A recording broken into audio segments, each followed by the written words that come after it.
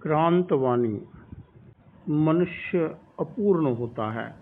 मनुष्य में विशेषताएं होती हैं तो दुर्बलताएं भी होती हैं। साधक और सिद्ध में यह अंतर होता है। सामान्यतः मानवीय दुर्बलताओं से कोई भी सर्वथा मुक्त नहीं होता है। आचार्य भिक्षु में भी कुछ दुर्बलताएं रही होंगी। प्रत्येक मनुष्य में दुर्बलता होती है। किसी भी साधक में दुर्बलताएं हो सकती हैं, परंतु अपनी दुर्बलताओं को स्वीकार करना तथा दुर्बलताओं से ऊपर उठने का प्रयत्न करना, यह श्रेय होता है। कभी कभी कुछ दुर्बलताएं स्वभावगत हो जाती हैं, कुछ दुर्बलताएं परिस्थिति जनित भी हो सकती हैं, परंतु व्यक्ति को अपनी दुर्बलताओं से ऊपर उठने का प्रयत्न करना चाहिए। आचार्य भिक्षु की वाणी में यथार्थ था। उन्होंने धर्म के यथार्थ स्वरूप को समझाने का प्रयत्न किया। उनके मन में किसी के प्रति द्वेष का भाव नहीं था, किसी के प्रति घृणा का भाव भी नहीं था, परंतु उनके शब्दों में कटुता थी, प्रहार था, बाणों की वर्षा थी। इस सिद्धांत की प्ररूपणा करते समय कभी कभी बहुत उग्र बन जाते थे। इससे यह अनुभव होता है कि जीवन में कठोरता और कोमलता दोनों का होना जरूरी है, परंतु व्यक्ति को यह विवेक करना चाहिए कहाँ कठोरता की जा सकती है और कहाँ मृदुता का प्रयोग किया जा सकता है, कहाँ कठोरता करनी चाहिए और कहाँ मृदुता का प्रयोग करना चाहिए। यदि कहीं जो कठोरता होती है, कठोरता को सहन भी करना चाहिए। व्यक्ति स्वयं कठोरता करता है, उसके पीछे व्यक्ति के पास जो कारण होता है तो यह भी समझना चाहिए। कोई दूसरा कठोरता करता है, उसके पीछे भी हमारा दृष्टिकोण उसे देखने का यदि सम्यक होता है, हम उसे सम्यक रूप से ग्रहण कर पाते हैं। एक व्यक्ति ने कहा, भीखन जी, लोग आप में बहुत दोष निकालते हैं। आचार्य भिक्षु ने यह बात सुनकर न ही आवेश किया ही वे दुखी हुए। उन्होंने कहा, वो दोषों को रखना नहीं है, उनको निकालना ही है। कुछ मैं प्रयत्न कर रहा हूँ, कुछ वे कर रहे हैं, तो मेरा सहयोग ही कर रहे हैं। इसमें उनकी दुर्बलताओं पर विजय प्राप्त करने की सतत साधना बोल रही है। इसमें उनका सम्यक दृष्टिकोण बोल रहा है। आचार्य भिक्षु ने असंयम और संयम की भेद रेखा खींची। कुछ लोगों को ऐसा प्रतीत होता है मानो उनके दिल में दया ना हो। प्रेम और दया के भाव में कभी कभी व्यक्ति अन्याय भी कर देता है। प्रेम और दया के दो रूप हैं। गम में कहा गया, आत्मानुकंपी और परानुकंपी। स्वयं की अनुकंपा करना और दूसरों की भी अनुकंपा करना। अनुकंपा का अर्थ है हित का चिंतन करना, स्वयं के भी हित का चिंतन करना और दूसरों के भी हित का चिंतन करना। आचार्य भिक्षु ने साधु की भूमिका में रहकर जिन वाणी की प्ररूपणा की, तत्व का विवेचन किया। उसके साथ साथ जिन वाणी के आधार पर ही उन्होंने श्रावक जीवन पर भी प्रकाश डाला। परंतु व्यक्ति जब किसी के दर्शन को, किसी के चिंतन को समग्रता से नहीं समझता है तो वह अधूरी बात भ्रम पैदा कर देती है। इसी कारण आन दया के सिद्धांत के रहस्य को न समझने वाले व्यक्ति को ऐसा प्रतीत होता है आचार्य भिक्षु संसार के प्रति उदासीनता उत्पन्न कर रहे हैं, ये सामाजिक व्यवस्था में बाधा उत्पन्न कर रहे हैं। परंतु आचार्य भिक्षु ने कभी नहीं कहा कि तुम शादी मत करो, उन्होंने कभी नहीं कहा कि संतान उत्पन्न मत करो, उन्होंने कभी नहीं कहा कि बिजनेस मत करो। उन्होंने तो केवल संयम और असंयम के बीच की जो भेद रेखा है उसे स्पष्ट किया। उनका उद्देश्य सामाजिक सहयोग को खत्म करना नहीं था, उनका उद्देश्य था संयम और असंयम के बंधन और मुक्ति के यथार्थ स्वरूप को प्रकट करना। हमें भूमिका भेद के आधार पर ही सब बातों को समझना होगा।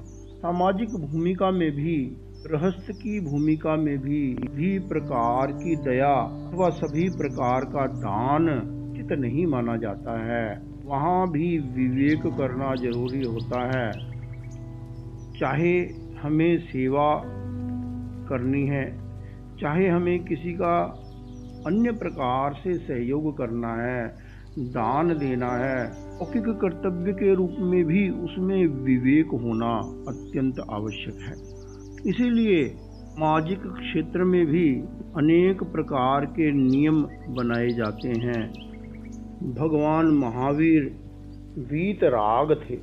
उन्होंने कभी प्रेम, मैत्री, करुणा का विरोध नहीं किया, परंतु प्रेम, मैत्री, करुणा के परमार्थ स्वरूप को उन्होंने स्वयं अनुभव किया और जन जन को प्रेम, मैत्री, करुणा के परमार्थ स्वरूप से अवगत करवाया। प्रत्येक व्यक्ति को गुण और अवगुण का ज्ञान होना अत्यंत आवश्यक है। अवगुण यदि छोटा भी है तो छोटे अवगुण भी बड़ा अवगुण का रूप धारण कर लेते हैं। जहाँ व्यक्ति के चित्त में स्पष्टता होती है, धर्म अधर्म का स्पष्ट विवेक होता है, कर्तव्य अकर्तव्य का स्पष्ट विवेक होता है, हिंसा अहिंसा का, संयम और असंयम का स्पष्ट विवेक होता है, तब व्यक्ति आवश्यक हिंसा करता हुआ भी सजग रहता है। वह सामाजिक कर्तव्यों का निर्वहन करते समय भी सजग रहता है। जैन धर्म में वैयावृत्य को तप के रूप में मान्यता प्राप्त है। वैयावृत्य के अनेक रूप हैं।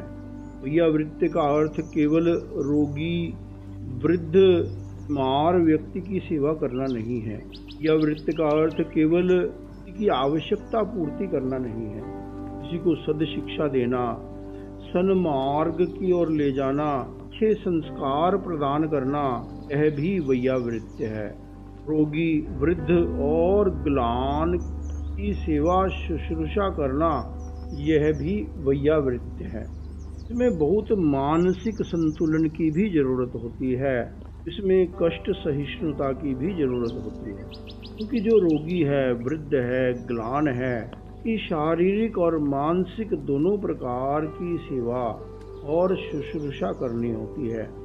शारीरिक और मानसिक दोनों प्रकार से समाधि पहुंचानी होती है। दूसरे को समाधि वही पहुंचा सकता है इसका स्वयं का मन शांत है, समाधि में है। जिन शासन में भगवान ने कहा है कि जो साधु सेवा शुश्रूषा नहीं करता है उसके महामोहनीय कर्म का बंध होता है, उसका इहलोक और परलोक दोनों बिगड़ जाते हैं।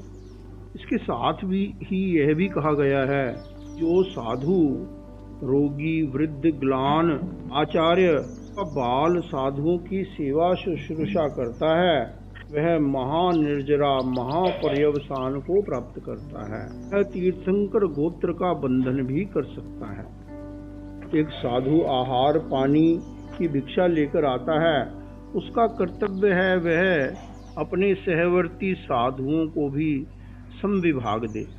जो समविभाग करना नहीं जानता है वह आराधक नहीं कहलाता है। आराधक वही कहलाता है जिसके भीतर समविभाग की चेतना होती है। साधु तो विषयों से विरक्त होता है, वह तो वैराग्य की साधना करता है। सामाजिक क्षेत्र में भी विभाग की चेतना होना बहुत जरूरी है। एक व्यक्ति सोचता है बस मुझे ही सब कुछ मिल जाए, मुझे सब कुछ अच्छा मिल जाए, मुझे दूसरों के लिए कुछ न करना पड़े, सब मेरे लिए ही कुछ ना कुछ करते रहें।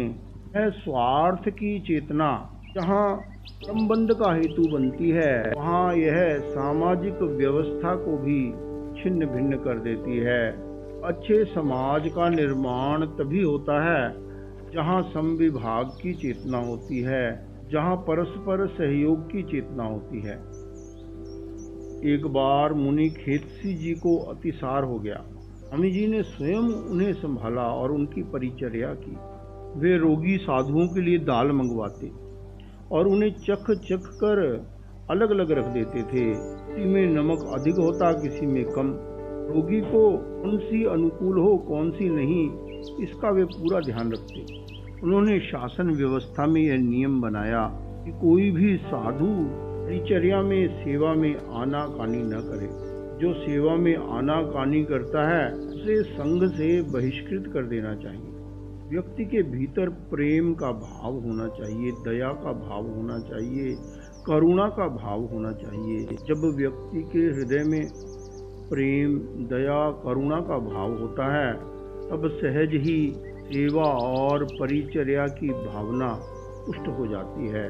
संयम और परिचर्या की कर्तव्य चेतना का निर्माण हो जाता है। जिन शासन में ग्लान की सेवा तप है, वो ग्लान की सेवा करता है, वह मुक्ति को प्राप्त करता है। सेवा करना, सहयोग करना, श्रमशील होना है क्षमा, मैत्री, करुणा का प्रैक्टिकल रूप है, यह प्रायोगिक रूप है।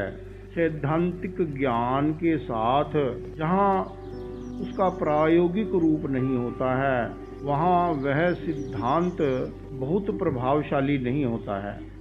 साधु का समस्त जीवन आत्म मुक्ति के लिए समर्पित होता है। वह प्रत्येक कार्य संयम की मर्यादा में ही करता है। समाज की भूमिका में करुणा प्रधान होती है, अहिंसा गौण होती है। आत्म मुक्ति की भूमिका में अहिंसा प्रधान होती है, करुणा गौण होती है। सामाजिक प्राणी वहाँ अहिंसा की भी उपेक्षा कर देता है जहाँ उसे करुणा की अपेक्षा होती है। आत्म मुक्ति की साधना करने वाला करुणा की भी अपेक्षा वहीं रखता है जहाँ अहिंसा की उपेक्षा ना हो। कहने का तात्पर्य है, सामाजिक भूमिका में कर्तव्य का निर्वहन करने के लिए कुछ हिंसा भी मान्य होती है। एक सामाजिक प्राणी गृहस्थ पूर्ण रूप से अहिंसक बन जाए यह शक्य भी नहीं है। इसलिए गृहस्थ के लिए स्थूल प्राणातिपात विरमण व्रत का निर्देश किया गया है, परंतु साधु जीवन में नियम की मर्यादा में ही परस्पर सहयोग आदि करणीय होता है।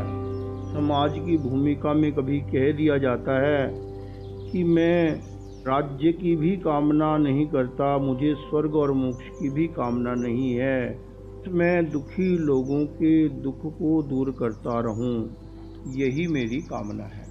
लोगों को सामाजिक सहयोग के लिए प्रेरित करने के लिए इस प्रकार की बात कहना जरूरी भी हो जाता है, परंतु मोक्ष तो सदैव श्रेय ही होता है, धर्म सदैव श्रेय होता है। समाज की स्थापना का मूल परस्पर सहयोग है। सहयोग की भित्ति को अवस्थित रखने के लिए, उसे मजबूत करने के लिए सामाजिक क्षेत्र में अनेक प्रकार के उपाय काम में लिए जाते हैं। इनका सामाजिक उपयोगिता की दृष्टि से बहुत मूल्य है, परंतु जब इन्हें मोक्ष का साधन मान लिया जाता है तब यह विषय चिंतनीय हो जाता है। सामान्यतः कहा जाता है, प्रत्येक जीव सुख चाहता है, कोई भी दुख नहीं चाहता है। धर्म की भूमिका पर भी यह कहा जाता है, मोक्ष का अर्थ है सब दुखों से मुक्त होना, सब बंधनों से मुक्त हो जाना। परंतु मोक्ष के संदर्भ में और सामाजिक संदर्भ में सुख दुख की परिभाषा भिन्न भिन्न हो सकती है। साधारण दृष्टि से प्रिय वस्तु, व्यक्ति या परिस्थिति का वियोग और अप्रिय वस्तु, व्यक्ति और परिस्थिति का संयोग यह दुख है। प्रतिकूल वेदना दुख है। मोक्ष मार्ग के अनुसार बंधन दुख है। प्रिय का संयोग, अप्रिय का वियोग, इसे सामान्यतः सुख माना जाता है। अनुकूल वेदना सुख है, परंतु मोक्ष मार्ग में बंधन मुक्ति सुख है। संयोग वियोग है तो संसार का नियम है, तो संयोग वियोग के प्रति राग द्वेष करना, में सुख या दुख की अनुभूति करना, यह दृष्टिकोण का विपर्य है। यह चित्त की दुर्बलता है, यह चित्त का विकार है। यह विकार भाव है, यह बंधन है। इस बंधन से मुक्त होना यह मोक्ष है। प्रत्येक जीव मुक्त होना चाहता है, क्योंकि मोक्ष का अर्थ ही है आत्मा का अपने स्वरूप में अवस्थित हो जाना। आत्मा अपने स्वरूप में अवस्थित होना चाहता है, परंतु वह जानता नहीं है अपने स्वरूप में कैसे अवस्थित होना है। वह सुख चाहता है, वह ज्ञान के बंधन से मुक्त होकर आन चेतना का जागरण करना चाहता है। प्रत्येक जीव शक्ति चाहता है, एक जीव अमर होना चाहता है, परंतु वह जानता नहीं है, ज्ञान के स्वरूप को भी नहीं जानता, शक्ति के स्वरूप को भी नहीं जानता है, अमर होने के रहस्य को भी वह जानता नहीं है। वह विभाव में ही रमण करता रहता है। सभी आत्मवादी दर्शन में मोक्ष परम लक्ष्य के रूप में जाना जाता है।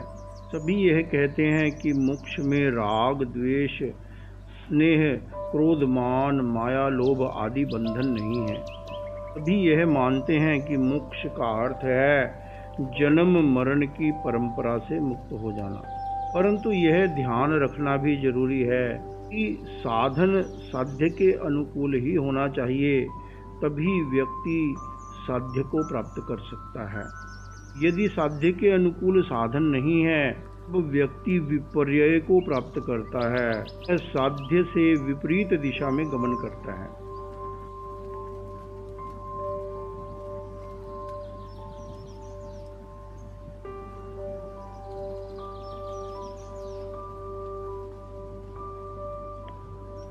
एक गृहस्थ का साध्य सामुदायिक अभ्युदय भी होता है।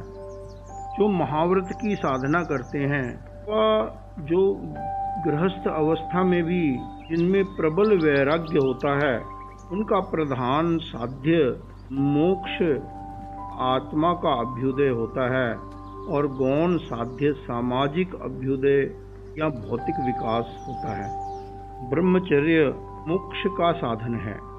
विवाह करना यह सामाजिक जीवन का मूलभूत तंत्र है। अब्रह्मचर्य मोक्ष का साधन नहीं है, परंतु विवाह करना और अब्रह्मचर्य का सेवन करना दोनों एक नहीं है। विवाह के साथ एक सामाजिक दायित्व जुड़ा हुआ होता है, एक पारिवारिक दायित्व जुड़ा हुआ होता है। विवाह की प्रणाली से समाज में एक सुव्यवस्था का निर्माण होता है। अपवाद रूप से कुछ लोग गृहस्थ अवस्था में भी आजीवन ब्रह्मचर्य का पालन करते हैं, विवाह भी नहीं करते हैं। वे भी समाज में रहकर अपने सामाजिक दायित्व से मुक्त नहीं हो सकते हैं। जहाँ विवाह की प्रणाली और अब्रह्मचर्य सेवन को एक मान लिया जाता है, वहाँ भ्रांति उत्पन्न हो जाती है। धर्म की साधना के क्षेत्र में धर्म आराधना के तारतम्य में भेद होना सामान्य बात है। इसी आधार पर भगवान ने 4 तीर्थ की स्थापना की है, साधु, साध्वी, श्रावक और श्राविका।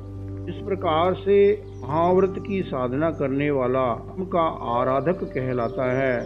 उसी प्रकार से जो अनुव्रत की साधना करते हैं, उन्हें भी भगवान ने धर्म का आराधक कहा है, विराधक नहीं कहा है। फिर भी जो अनुव्रत की साधना करता है, उसके जीवन में जितना जितना अव्रत है, उसके जीवन में जितना जितना असंयम है, उस अपेक्षा से भगवान ने श्रावक को व्रताव्रती, संयमा असंयमी कहा है। भगवान ने कहा है सम्यक ज्ञान, सम्यक दर्शन, सम्यक चारित्र और सम्यक तप यह मोक्ष का मार्ग है। मोक्ष की प्राप्ति क्रमशः ही होती है। किसी भी कार्य में क्रमशः परिपक्वता को प्राप्त करता है। बंधन और मोक्ष के यथार्थ स्वरूप को समझना अत्यंत आवश्यक है।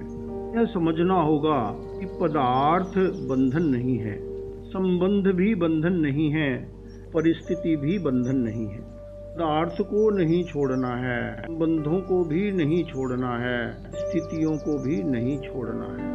राग, द्वेष, मोह, अज्ञान यह बंधन है। हमें राग द्वेष को छोड़ना है, मोह को छोड़ना है, अज्ञान को छोड़ना है। जहाँ व्यक्ति के जीवन में संयम होता है, जहाँ व्यक्ति के जीवन में समता का भाव होता है, वहाँ पदार्थ भी मुक्ति का साधन बन जाता है, संबंध भी मुक्ति का, निर्जरा का साधन बन जाते हैं, और परिस्थिति भी निर्जरा का हेतु बन जाती है। जहाँ जीवन में असंयम होता है, मोह राग द्वेष होता है, वहाँ पदार्थ, संबंध और परिस्थिति बंधन का हेतु बन जाते हैं। अपने आप में पदार्थ, संबंध और परिस्थिति ना बंधन का हेतु है और ना मोक्ष का हेतु है।